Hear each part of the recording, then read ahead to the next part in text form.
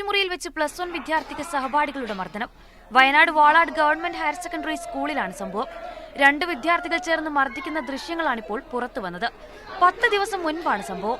മർദ്ദനത്തിന്റെ ദൃശ്യങ്ങൾ വാട്സ്ആപ്പ് ഗ്രൂപ്പുകളിൽ വ്യാപകമായി പ്രചരിച്ചതോടെയാണ് അധ്യാപകർ പോലും വിവരമറിയുന്നത്.